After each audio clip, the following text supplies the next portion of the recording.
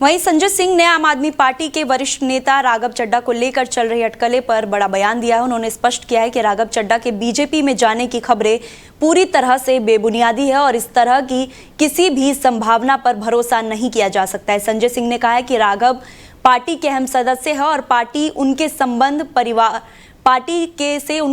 परिवार जैसे हैं।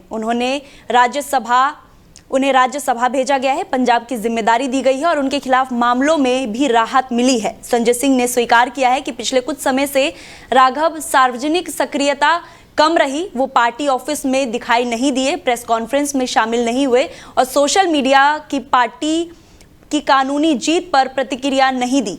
हालांकि उन्होंने जोर देकर कहा कि राजनीति में उतार चढ़ाव आते रहते और किसी नेता की कम उपस्थिति का मतलब ये नहीं होता कि वो पार्टी छोड़ रहा है। संजय सिंह ने कड़ा रुख अपनाते हुए कहा कि अभी भी राघव चड्ढा बीजेपी में शामिल होंगे तो वो होने का कदम उठाते हैं तो विरोध करने वाले सबसे पहले वो खुद होंगे। फिलहाल वो ऐसी किसी संभावना पर बिल्कुल भरोसा नहीं करते हैं। संजय सिंह ने इस बयान से ये साफ किया कि राघव चड्ढा पार्टी के साथ स्थिरता बनी हुई है और किसी तरह की राजनीति शिफ्ट की अफवाहों में कोई सच्चाई नहीं है। इस बयान के बाद राघव चड्ढा के बीजेपी में जाने की अटकलें पूरी तरह से विराम ले रहा है।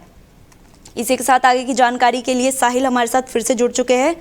साहिल, संजय सिंह ने राघव चड्ढा के बीजेपी में जाने की खबर पूरी तरीके से बेबुनियादी बताई है, इसमें क्या जानकारी निकल कर आ रही है? देखिए स्तुति, राघव चड्ढा की बीजेपी में जाने की जो अटकलें थी वो काफी ज्यादा निकलकर सामने आ रही थी, जिसके बाद से राजनीतिक हलकों में भी काफी ज्यादा हलचल उत्पन्न हो गई थी। अब संजय सिंह ने इस पूरे मामले पर अपनी चुप्पी तोड़ी है। उन्होंने पार्टी की तरफ से ये बयान जारी किया है जिसमें उन्होंने सभी अटकलों पर विराम लगा दिया है। उनका साफ तौर पर यह कहना है कि राघव चड्ढा जो है वो परिवार के सदस्य की तरह है कांग्रेस पार्टी के लिए। संजय सिंह ने, माफ कीजिएगा, आम आदमी पार्टी के लिए संजय सिंह ने साफ तौर पर यह कहा है कि राघव पार्टी के अहम सदस्य हैं और पार्टी से उनके संबंध जो हैं वो किसी भी तरह से किसी तरह की कोई अड़चन उन संबंधों में नहीं है। उन्हें राज्यसभा भी भेजा गया था, पंजाब की जिम्मेदारी भी दी गई और उनके खिलाफ जो मामले हैं उनमें भी उन्हें राहत मिली है।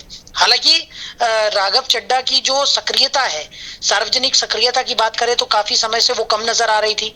पार्टी ऑफिस में भी वो कम दिखाई दे रहे थे, प्रेस कॉन्फ्रेंसेस में वो शामिल नहीं हो रहे थे और सोशल मीडिया पर जिस तरीके से पार्टी की कानूनी जीत हुई उस पर भी किसी तरह की कोई खास प्रतिक्रिया राघव चड्ढा ने नहीं दी थी, जिसके बाद ये अटकलें तेज हो गई थी और माना जा रहा था कि अब वो भारतीय जनता पार्टी का रुख कर सकते हैं, यानी कि आम आदमी पार्टी से हटकर वो भारतीय जनता पार्टी का जो दामन है वो थाम सकते हैं। लेकिन अब संजय सिंह ने इस पूरे मामले पर अपनी प्रतिक्रिया दी है। उन्होंने साफ तौर पर यह कह दिया है कि राजनीति में उतार चढ़ाव आते रहते हैं, किसी नेता की कम उपस्थिति का मतलब ये नहीं होता कि वो पार्टी छोड़ रहे हैं।